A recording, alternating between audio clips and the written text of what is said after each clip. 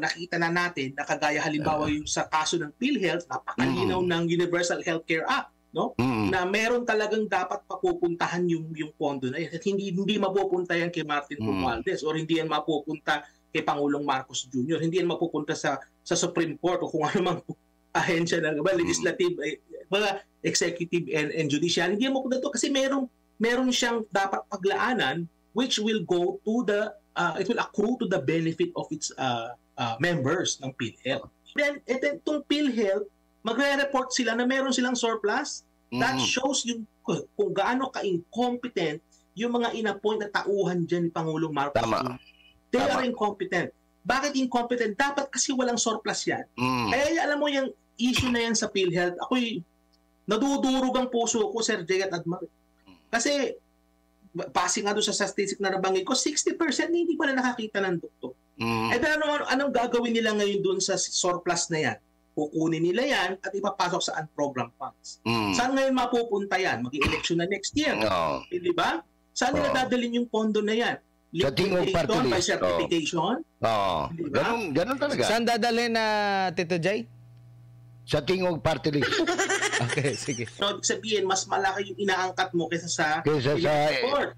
Oo. Your imports are bigger than your exports. This highlights, Admar at Sir Jay, yung vulnerability ng ating ekonomiya.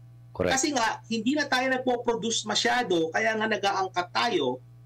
Kumbaga, sinurrender na natin yung economic sovereignty natin, which is a really bad thing. Hindi maganda yun, mga kababayan. Isipin nyo, yung food security natin, we are at the mercy of the global market. Diba? Pagkain ng yung mga mamamayan, isinurrender na. Basic na basic. Basic na basic yan, pagkain. Mabuti nandiyan ka, Dr. Bato, kasi nagugulumihan ako sa pangyayari sa mundo. Parang sabay-sabay gumuho lahat ng stock market, lahat. Yes. Ano ramification ito sa local I'm sorry. Local economy ng Pilipinas. Ganito kasi yan, Sir Jay. Alam nyo yung parang COVID yan . Kapag kami merong isang nagka-COVID, yung iba magkaka-COVID din. Di ba? Parang ganun yan. So, nagkakahawa-hawaan. So, halimbawa, sa Estados Unidos, doon sa mga malalaking economy, merong perception na nagiging mabagal yung paglago ng mga economy na particularly sa United States, kasi malaking economy yan . At yan kapag nagkaroon ng perception na nagkakaroon ng pagtumal sa paglago ng kanilang ekonomiya, they're headed towards a recession, for example, nakakaroon yan ng epekto sa mga ibang bansa, Alam mo, Sir Jay, kung titingnan mo yung pattern, yung mga nagdaang buwan, yung mga oligarko, yung mga mayayaman, Mark Zuckerberg, yung may-ari ng Berkshire Hathaway, si Warren Buffett, yung mga yan, nagbenta na ng mga stock nag-offload na sila. Yes. Months leading to what we're seeing right now. And then, kung titingnan mo yung stock market ng Japan kahapon, it registered the single biggest drop, I think, in 10 years. Ang laki ng ibinaba ng Nikkei. Sabi nila, since 1987 daw, ito yung pinaka-grabe pagbagsak. Correct. So, which means na merong malaking chance that magkakaroon ng global recession. So, hindi lang Estados Unidos, kung magkakaroon ng pagtumal sa paglago ng ekonomiya sa mga iba't ibang bansa. At yan ay driven ng mga malalaking economy. Bakit ba ito driven ng malalaking economy? Kasi nga, sabi ko nga kanina, parang COVID yan, pwede kakahawa-hawaan. Ang mga ekonomiya natin ngayon, interrelated po lahat ng economy. Wala, kahit nga North Korea Isipin natin yung North Korea, sinasabi nila na isolated yan. Konektado yung kanilang ekonomiya sa China. At kapag ka China naging matumal, magiging matumal din sila. Ganon po yan. So sa kaso natin, na konektado tayo sa global economy, whatever happens in the global economy, may epekto po yan sa domestic economy ng ating bansa. And that affects yung tinatawag natin, Sir Jay, na mga macroeconomic assumptions. So yung mga macroeconomic assumptions na yan, those assumptions inform, for example, the budget process. It informs government decision making. It informs yung ating medium-term fiscal framework. It informs yung ating development plan. It goes through a lot in terms of policy planning sa ating bansa. Kaya nga, whatever happens externally, ang laki ng impact niyan din sa atin internally. Alright. Internally, ano yung kasi sabi ni Admar nga kanina, parang napakalaki ng idinuustos ng growth rate at saka inflation rate na tumaas naman ang gusto. What could have triggered it? Kasama pa dyan yung napakababa ng production in terms of kung ano man yan, agriculture ba, industrial. Pangalawa, may epekto ba yung political stability ng isang bansa? Kasi nabanggit mo na yung economic infrastructure, yung programa. Anong nagbubunsod nitong pagbaba ng halaga o pagtaas ng halaga ng bilihin vis-a-vis pagbaba ng value ng pera ng isang bansa katulad ng Pilipinas? So I think, Sir Jay, you're referring dun sa mga factors nakaka-apekto within the internal economy. Correct. So kung titingnan mo kasi yan, ihimay natin yan, Sir Jay. So meron kasi tayong tinatawag na demand and supply. Sa economics, diba? That's very fundamental, demand and supply. So yung supply, yung pangkalahatang supply, hindi lang yung supply ng industriya o ng mga merkado, hindi yan. Yung pangkalahatang supply ng ekonomiya, nire-refer ko dito. So yung pangkalahatang supply ng ating ekonomiya, yun yung capacity natin mag-produce ng mga kinakailangan natin. So ibig sabihin, nabanggit mo nga kanina, kung may problema sa internal production, baka hindi sapat yung pinoproduce natin to fulfill or to satisfy our consumption demand, mataas ang presyo ng bilihin. And that's in part, for a large part rather, driving yung inflation natin sa bansa, particularly sa food. Kasi nga hindi sapat yung pinoproduce natin internally, kaya nagkakaroon ng kakulangan, tumataas ang presyo. So yun. And of course, yung productive capacity is in turn determined by many factors. So nandiyan yung cost of production, halimbawa yung taas sa kliyente, nandiyan na yung sinasabi mo kanina, kalidad ng governance.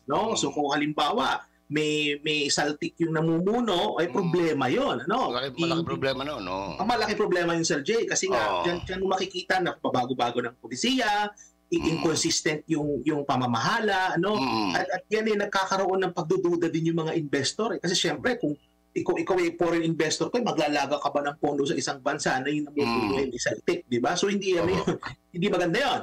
So, papasal, Sir Jay, makikita natin yung investment sa ating bansa matumal kasi investment importante sa internal productive capacity ng economy. Kasi within the Philippines, Sir Jay, kulang po tayo sa pag-generate ng tinatawag na physical capital. So yung physical capital, hindi yan pera. Yan yung mga makinarya, yan yung mga kinakailangan natin to produce. Kaya kailangan natin ng foreign investors to come in kasi hindi sufficient yung internal natin na pagpuproduce nila. Kung may problema sa leadership, kumbaga mayroong pagdududa, halimbawa yung mga investor, magkakaroon ng paghina ng pagpasok ng investment. So yan yung supply na sinasabi ko po, Sir Jay, yung pangkalahatang supply. Punta naman tayo sa kabilang side, yung demand. So yung demand ng ating ekonomiya, in turn, determined yan sa income ng ating mga mamimili, consumer income. So halimbawa, kapag ang income mo hindi tumataas, tumataas ang presyo ng bilihin, tapos yung sahod mo hindi nagbabago, nakaka-apekto yan sa consumption mo. At kapag mababa ang consumption mo, mangyayari yan, yung mga mababa rin ng produksyon kasi walang bumibili. Ganon yun, sa totoo lang, sa demand side ng economy natin, Sir Jay, what keeps our economy really afloat are OFW remittances. Napakahalaga ng kontribusyon ng mga OFW sa ating internal economy. Kasi that is what keeps our economy really, afloat sa demand side. At kasi napakalaki ng multiplier effects ng OFW remittances. So halimbawa, nag-send ka ng remittance sa isang pamilya, yung pamilya na yan, i-suspend nila yan sa pag-aaral ng mga anak. Hindi ba? That is a form of... consumption. Sige, sa consumption, pamamalengke, Bibili ng TV, bibili ng kotse, kung ano-ano pa. So that creates demand, ano? Opo. Pero meron ding mga factors, Sir Jay, that generates long-run returns sa economy mo, particularly education and health. Kasi kung highly skilled yung workforce mo, nakuha nila yan sa pamamagitan ng pag-aaral, which in turn, na-finance yan through remittances. Correct. Mas malaki ang sipa niyan sa long-run growth ng economy. Correct. Oh, tama, So, tama. ganun po yun. So, kaya, just to summarize, ano, may demand and supply tayo, pero yung pinaka cause, no, ng ating malady, yung economic malady na sinasabi natin, is yung ating supply side na hindi na pagtutuunan ng pansin ng ating pamahalaan. Ayun. Doc, Sana malinaw. oo, itong sinasabi nila, Doc, na matutugunan sa 2025 budget, naniniwala po ba kayo rito? For sure, nahimayin nyo siguro din yung nakalipas na naku. budget. May kaibahan ba? May malaking kaibahan ba yung nakalipas na budget sa kasalukuyang budget? Halos wala eh. Ito na tayo sa budget. Nakikita natin sa budget na okay, yung may mga departamento na tumaas talaga yung budget nila. Kagaya sa DA, mag-okay yun. Ganda yun. DOTR, okay din yan kasi nga kailangan magpondohan yung mga construction projects. Ano? Okay yan. Pero ang issue ko dito is yung mga unprogrammed funds. So sana mapag-usapan din natin ang program funds na yan. And then yung pag-uutang. And yung tinatawag natin na absorptive capacity. Alam niyo ba na base sa aking pagbabasa ng report ng kasi yung Congress, Sir Jay at Admar, meron pala itong Congressional Budget Research Department. Correct. Meron sila niyan. At kung di ko nagkakamali, nandyan si Professor Claire Carlos. Nandiyan na siya ngayon sa opisina na yan. Ano? At gumawa sila ng pag-aaral dito sa budget na for 2025. Oo. At ang nakita nila, Admar at Sir Jay, alam niyo ba na nung nakaraang budget, 78% lang pala ang nagastos. Correct. So merong 22% na mahigit 1 trilyon na hindi nagastos dahil mabagal yung spending. So kung mabagal naman pala yung spending, bakit ka hihingi ng katakot-takot na budget? Di ba? Kung meron ka palang I think it's around 1.1 trillion na hindi mo nagagastos, bakit ka hihingi ng around 6.5 trillion sa ngayon? Dapat sana hingin mo lang nasa 5 point something. Ima-minus mo dapat yun. Correct. Oh. Correct. Yun po yun. So, kasi ngayon lang ang nagagastos. So, hindi efficient no, yung paggagastos ng gobyerno. So, yun yung una. May problema tayo sa efficiency. May problema rin tayo sa collections. Kasi makikita din natin na yung ating revenue collecting agencies under target, kumbaga hindi nila nami-meet yung target. Correct. Below target yung kanilang collection. So may issue doon. Halimbawa, sa kaso na lang ng Bureau of Customs, meron na ba kayong nakitang malaking smuggler na nakulong? Na-penalize. Na nagbayad ng napakalaking piyansa? No? I'm not referring to yung mga, Sir Jay, yung mga maliliit na smuggler na nagpapasok ng paisa-isang container. Hindi yun. Pinag-uusapan natin dito yung malalakihang isda no, ng mga smuggler. Big fish. Has the government caught any of those big fishes? Correct. Na mga smuggler? Kasi yan ang isa sa mga sources of revenue losses ng gobyerno. Smuggling. Di ba? So nasa na yan? Lalo na sa bigas, Sir Jay. Di ba?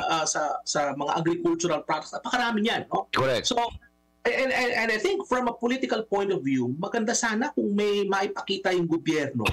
No? Visually, no? Maipapakita na, ito yung mga malalaking isda na nahuli namin. Hindi lang kami humuhuli ng mga small time na smuggler. May mga malalaki kami nahuli, but wala tayong nakita. So yun yan. Alright. Question, sandali lang, Yeah. Dr. Bato. Kasi nabanggit mo yung tungkol sa government spending, no? Yung fiscal management ng taga-gobyerno. Tinitingnan ko kasi, yung unprogram niya, binabanggit mo, that's close to from anywhere from 800 to 1.2 trillion pesos yung unprogram. Kung ito ba ay instead of ginawang pang-ayuda, dinaan sa pump priming of the economy in terms of economic infrastructure, mag-aano ka ng labor force, dadami yung production ng semento, na lahat na kailangan sa economy. Malaki bang bagay kung yun sana ang ginawa ng gobyerno?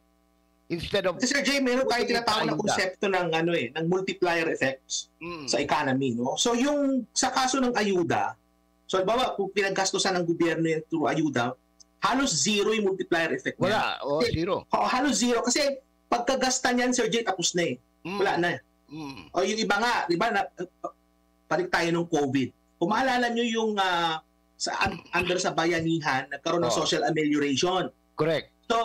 So kumalat sa social media na yung ating mga ibang nakatanggap ng social amelioration, pinang-reband lang. Correct. Pinang-reband yun. O kaya pinangbili ng washing machine. Tsaka pinang-sakla. Tama. Pinang-sugal. Ganon. Pinang-sugal. Pinang-manicure, pedicure. Yeah. So napunta sa personal services. No? So, maliit ang sipa nun compared dun sa kapag in-invest mo ito sa mga produktibo na sektor. So halimbawa, kung in-invest mo ito sa edukasyon, halimbawa, pag-i-improve ng science and technology, research and development, innovation sa ating bansa, yan yung mga nakakadeterminan ng long-run growth economy mo eh. In-invest mo yan halimbawa sa kalusugan ng iyong mga mamamayan, nakapagpatayo ka ng mas maraming ospital, no? Wala na silang masyadong sakit, Alam mo, Sir Jay, meron ako nakita ng statistic, ha? Pwede siguro ko i-fact-check dito ng Perapile, tuloy, ng kung ano man yan. Kung saan, 60% ng ating mga kababayan na namatay, hindi pa na nakakita ng doktor. 60%, totoo yun. may kalahati ng mga sa baryo, ganyan Oo. So anyway, nakakalungkot na statistic yan. So kung i-invest mo yan sa kalusugan ng yung mga mamamayan, malas malaki ang sipa niyan sa paglago ng ekonomiya kasi yung quality ng workforce mo, mahalaga rin, Sir Jay. Hindi lang quantity, hindi lang yung marami kang tauhan, marami kang... yung isusoli sa Bureau of Treasury yung 89 billion na PhilHealth, makakatulong ba yung sa ekonomiya? Yun na nga yan na nga. Diyan ako nalulungkot, Admar at Sir Jay, yung nangyayari sa PhilHealth. Kasi napakalinaw ang nakasulat sa Universal Healthcare Act. Ang nakalagay doon, hindi pwedeng galawin yung surplus na yan ng PhilHealth. At saka nagtataka ako, bakit yung PhilHealth may surplus?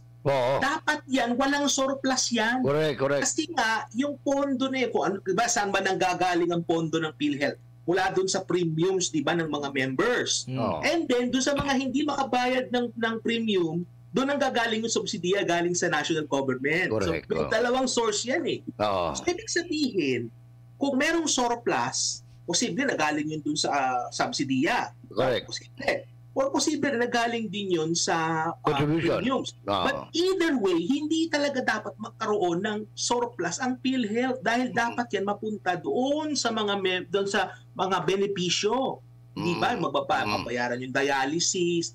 Alam mo, Sir Jay, Admar, may mga kilala akong doktor hanggang ngayon hindi pa nababayaran ng PhilHealth. Tama may mga ospital na hindi pa nababayaran ng PhilHealth. Meron nga mga iba, Admar, Sir Jay, doktor namatay na lang, hindi pa nila natatanggap yung reimbursement galing sa PhilHealth. Namatay na lang yung doktor. Tama ka. And then itong PhilHealth, magre-report sila na meron silang surplus. That shows kung gaano ka-incompetent yung mga inappoint na tauhan dyan ni Pangulong Marcos. They are incompetent. Bakit incompetent? Dapat kasi walang surplus yan. Kaya alam mo yung issue na yan sa PhilHealth, ako'y nadudurog ang puso ko, Sir Jay at Admar. Kasi, base nga doon sa statistic na nabanggit ko, 60% hindi pa na nakakita ng doktor. Eh then anong gagawin nila ngayon doon sa surplus na yan? Kukunin nila yan at ipapasok sa unprogrammed funds. Saan ngayon mapupunta yan? Mag-election na next year. Di ba? Saan nila dadalhin yung pondo na yan? Sa tingog party list. By certification? Ganun talaga. Saan dadalhin na Tito Jay? Sa tingog party list. Okay, sige. Alam mo, Sir Jay at Admar, yung usapin tungkol sa unprogrammed funds, lalo na sa PhilHealth, talagang lungkot ako dyan. Hindi pa pala yan, Sir Jay. It doesn't end there. May PDIC pa. Correct. Remember yung batas, yung charter ng PDIC, nasabi doon na yung pondo na yan, yan for the insurance ng mga depositors. Correct. Kasi dyan, di ba dyan sa Pilipinas, kapag kayo nag-open ng account, yan guaranteed yan ng PDIC for I think up to 250,000 pesos. 500,000 na ngayon, no? 500 kinaas na pala. Outdated yan. Thank you for fact-checking. So 500,000. Opo. Now, the issue is, itong issue dyan, no? okay lang naman na may surplus ang PDIC. Unlike yung PhilHealth Si PhilHealth, iba usapin yun. Sa PDIC, okay lang may surplus. But then, ang problema ito, kung ikaw ay foreign investor, siyempre, pupunta ka ng mag-invest sa Pilipinas, you will open a bank account sa Pilipinas. Certainly. So, ibig sabihin, yung ininvest na nasa bangko, for example, nag-open ka ng account, kasi tatayo ka ng pabrika, magbili ka ng trabaho, kung ano-ano. Correct. Insured yan ng PDIC. Securitized. Securitized. Yes. Up to a certain amount, of course. But now, nakukunin nila yung surplus na pera ng PDIC. That sends a bad signal sa mga investors. Paano? Paano kung nagkaroon ng bank run yan? Wala habol. Paano na yung pera ng investor? Isa yan sa sinasabi ng mga kaibigan ko foreign investor na umayaw na eh. Umayaw na. Kasi they're changing the rules in the middle of the game. Kasi nga, nasa namumuno yan. Pagka binabago mo yung rules sa gitna, in the middle of the game, there is a problem sa namumuno, Sir Jay. Yun na yan. Walang iba. Babalik tayo sa governance niyan. All roads lead to that issue. No? So, ito kasing issue din ng PDIC, Sir Jeff at Mark. Kaya meron tayong PDIC para yan mapaging malakas at matatag ang ating financial system. Correct. And the fact na merong surplus, yung PDIC, that sends a really good signal that we have a robust and we have a strong and healthy banking sector. Diba? Kung magkaroon ng... usually, alam mo, Sir Jet, Admar, yung mga nagbabankran, yan yung mga maliliit na bangko sa mga rural bank. Minsan, di ba, may mga ganyan. Yan yung mga malimit na nag-a-avail ng PDIC para sa mga depositors nila. Yung mga maliliit na bangko. Meron mga malaking banks na itong mga last 20 years ako na naalala na nag-avail din yan. No? But then, the fact na kukuhain nila yung excess funds na yan ng PDIC, that sends a bad signal, not just to the investment community, but also to everybody. Hindi ba? What if magkaroon ng bank run, paano na yung pera nyo? Kaya yung iba nga, sabi na, ayoko na mag-deposito eh. Yeah, exactly. Kasi sa bahay, walang bank run. Sa alkansya na lang. Oo. Diba? Oo. Sorry, go ahead. No. Sabi mo nga, it sends a very, very, very bad signal, no? Hindi lang sa mga investors, kahit na sa ordinary trip banking, no? Isipin mo, nag-i-encourage ka at hindi ko maintindihan eh. Bakit pinakikialaman ng gobyerno yung mga programa that were placed there by brilliant people in order to secure the fiscal autonomy and even the anong tawag dito, pangkalahatan yung kabuhayan ng lipunang Pilipino. Alam mo, Sir Jay, Admar, now it all makes sense to me. Kasi nung umpisa nito, diba yung Maharlika Fund, I think they were experimenting on something. Paliwanag ko itong experiment nila na to. Ang eksperimento nila ay ganito. Okay, what if kukuha tayo ng pondo mula sa mga GOCC at bubuuin natin para maka-create tayo ng panibagong pagpakukunan ng pondo? And there came the Maharlika Fund. Correct. So ano ba yung naging mechanism ng Maharlika Fund? Okay, so merong yung PAGCOR, merong pera na ilalagak doon. Yung Bank Sentral, meron yung dividendo, DBP and Land Bank. Nakabuo sila ng pera, kumandar ang Maharlika Fund, which by the way, hanggang ngayon walang opisina. Today is August 7, 2024, and today wala pa rin opisina ang Maharlika Investment Fund. Ni telepono nga, wala pang telephone number eh. Kagaya ko, Sir Jay, gusto ko mag-apply sa Maharlika Fund. Gusto ko mag-apply sa, para makatulong. Paano ko mag-apply? Walang address. Saan ko send yung aking application? Correct. So, I mean, that's really terrible yung ginagawa nila sa Maharlika Fund. But that's a different topic. No? But the thing is, they were doing an experiment on how to creatively get funds from various GOCCs. Okay, so nakita nila na it worked. Kasi umandar yung fund, di ba? Ngayon, what they're trying to do is hindi lang sa Land Bank, DBP, or itong mga banks ito, kundi sa pangkalahatang GOCC na ang ginagawa. Pati PhilHealth na kasama na. Pati PDIC kasama. Ngayon, meron naman po talagang mga GOCCs na revenue generating. No, na talagang makakatulong sa National Expenditure Program. Nandiyan kagaya, Sir Jay at Mar, halimbawa yung PNOC. Ang laki ng kinikita niyan. Correct. Ang laking income generator niyan for the government. Marami mga GOCs. Kasi kumikita sila sa geothermal at lahat. Yes. Oil exploration, yes. Yeah, exactly. So they could use that for sure. Fine. But okay lang yun. But the thing is, tandaan natin na each of these GOCCs, lahat itong mga to, these were created by law. May charter. Exactly. May mga batas na nag-create dyan. Ngayon, itong ginagawa nila sa GAA, no, na kung saan, na gusto nilang kuhain, no, itong mga ang program funds, itong mga sources na ito. In effect, Sir Jet at Mar, what they were trying to do, is to actually indirectly amend these charters. Now, the question for legal scholars is that legal? Yeah. Is that legally possible? Correct. Yan ngayon ay nakasampa na yan sa Supreme Court questioning the legality of such move. Kasi nga, nakita na natin, nakagaya halimbawa yung sa kaso ng PhilHealth, napakalinaw ng Universal Healthcare Act, no? Na meron talagang dapat papupuntahan yung pondo na yan. At hindi mapupunta yan kay Martin Romualdez or hindi yan mapupunta kay Pangulong Marcos Jr. Hindi yan mapupunta sa Supreme Court o kung ano mang ahensya ng legislative, mga executive and judicial. Hindi yan mapupunta to kasi meron siyang dapat paglaanan which will go to it will accrue to the benefit of its members ng PhilHealth. Tapos ang masama pa niyan na nakikita ko, kinukuha nila, nilalagay nila sa unprogrammed fund so that they can use it for whatever purpose it will serve them without going through pre- and post-audit of the Commission on Audit and simply certifying. Kunyari, gumastos sila ng 100 million.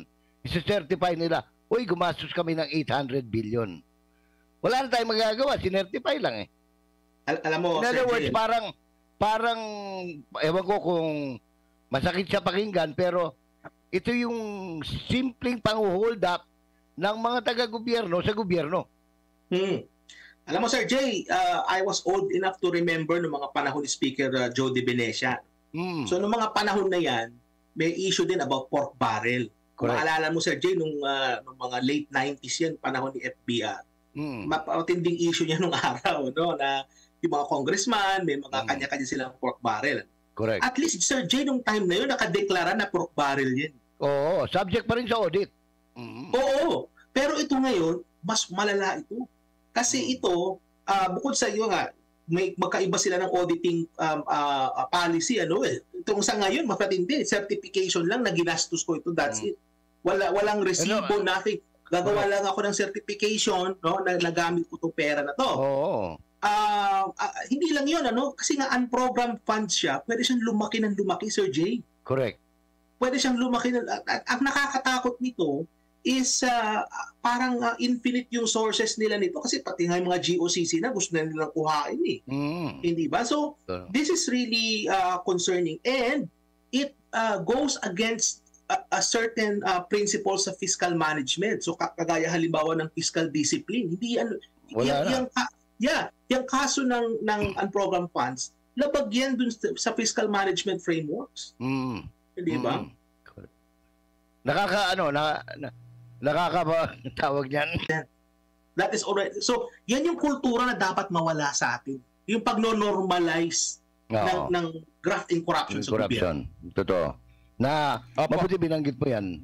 Kasi kung reklamo tayo na reklamo, pagdating ng eleksyon, ngayon malapit na yung filing of certificate of candidacy. Yung pa rin, ibabalik mo yung senador na the whole 6 years nakaupo lang. Di ba? Magpapacheck lang ng attendance. O kaya na-convict. O kaya convicted. Yung iba naman gumagawa ng teleserye, 'di ba? Yung mga ganon. Wala, patay tayo. Yun ba yung may wig? Meron akong nakitang may wig. May baril pa. Yung iba pa nga hindi pa mambabatas. artista na eh.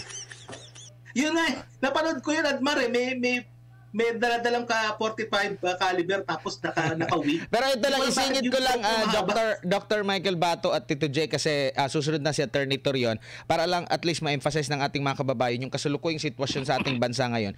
Gaano kahalaga ang export at importation natin pagdating sa ekonomiya, kung meron man, lalo na sa exportation.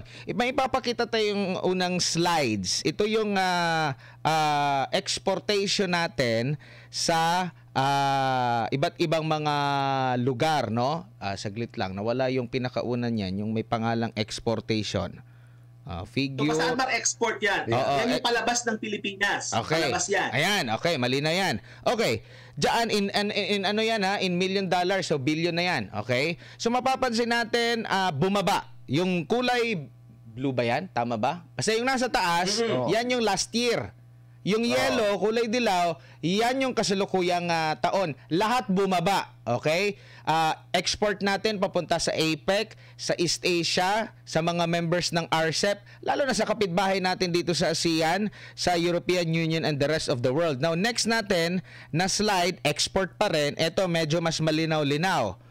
East Asia, kasama nandyan yung ibang lugar sa East Asia, patuloy pa rin ang pagbaba. India, si North America, kung saan nandun yung ating ironclad commitment, bumaba rin. Mas mataas pa rin ang ating mga kapitbahay dito sa East Asia at Southeast Asia kumbaga. Pero yun nga, yung sa North America, wala, bumaba. Gaano kahalaga ito mo ng exportation bago ko ipakita yung importation na Dr. Michael Bato, sir?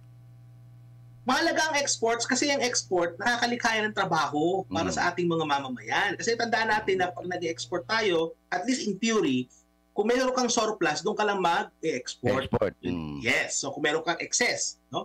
So ibig sabihin, kung may excess ka, you're producing a lot. And if you're producing a lot, you're using a lot of inputs including labor. So marami kang mga manggagawa. So busy yung mga tao na nagagawa. So maraming trabaho na nilika. Kaya maganda yung export. Hindi lang yan, Admar, no? Exports generate foreign exchange receipts. Correct. Siyempre, kapag ka nagbenta ka ng goods abroad, babalik sa iyo yung US dollar. Halimbawa, no? So, nakakadagdag yan para mas lumakas yung currency, para mag-stable ang iyong ekonomiya. Pero kaya nga, makikita natin dito, Doc, kung susumahin natin, kung ibalik lang natin yung mismong data. Okay, ayan. Kung susumahin mo, kung ihahalo mo yung East Asia at Southeast Asia, kasi ito yung pinakamalapit natin na kapitbahay, compare sa North America, kung saan nandun yung ironclad commitment natin, edi mas hamak na mas malaki. Dapat iparamdam ng North America yung kanilang ironclad commitment. Oo, alam mo, Admar, kitang-kita dyan na mas malaking ibinaba ng East Asia kaysa dun sa North America. Pero bagamat lahat sila bumaba, no? Pero given the foreign policy direction ng ating gobyerno sa ngayon, I would have to agree with you na dapat yung galing North America, mas mataas yan. Correct. Mas mataas yan, ano? Kaya nga, sinasabi ko palagi, yung foreign policy ng ating gobyerno, hindi tugma doon sa development policy natin. Wala doon sa foreign policy natin. Wala sa tulong. Wala sa hulog, no? At least insofar as yung China, relation natin with China is concerned, ano? Hindi siya consistent sa development policy natin. Pati sa US na rin. Kasi sa development natin, ang pinaprioritize natin dyan, yung economy natin, hindi yung economy ng Estados Unidos. Correct. Bakit ko nasabi yan? Kasi the fact na bumibili tayo ng maraming armas sa Estados Unidos, no? Dahil ito sa tapang-tapangan natin dyan sa China. Ang nangyayari dyan is pinapayaman natin ng Estados Unidos. Ano nangyayari sa atin? Tayo nalulugmok sa utang. Halimbawa, yung 500 million na wala pang kasiguraduhan na sinabi ng US na tutulungan daw tayo, yung pala, utang pala yun. No? Wala tayong choice kung hindi bumili ng armas sa Estados Unidos.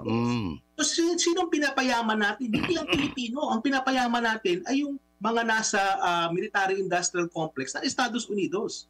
So, this is a simple example na kung saan hindi tugma yung ating Philippine Development Plan doon sa foreign policy na tinatahak ng ating gobyerno sa ngayon. At yan nagmamanifest na doon sa datos na nakita nyo kanina lang. Oo. Dako na tayo sa import naman, yung slide 2 na. Import tayo. Sige, import. Sa slide 2 na lang tayo para diretso kasi may pagtaas po. Hindi, yung slide 2 sa import.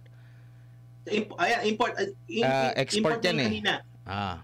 Yung kanina. Import na, yung isa. Yung import. Okay, yung panghuli. Export pa rin yan. Ayan.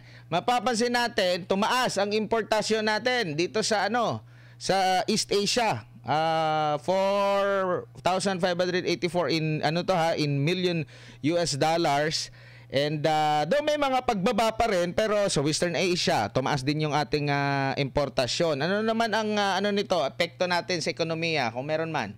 Bababa, tataas? Kasi kung makikita natin na kung hindi ako nagkakamali, Admar, yung ating importation from East Asia ay tumaas, no? Sa ibang lugar o nawala. Sa ibang lugar ay bumaba, with the exception of West Asia. Ayan. So West Asia tsaka East Asia tumaas. Sa iba ay bumaba, no? Ganito kasi yan either way, Admar, mataas pa rin yung import levels natin, historically. Kasi angkat tayo ng angkat, lalong-lalo na sa pagkain. Ito sa East Asia naman, na nakikita ko dito, this highlights the importance of China sa ating economy. The fact na tumataas yung importation natin from East Asia tells us in a very, very good chance, no? Na umaas yung imports natin from China during this period. No?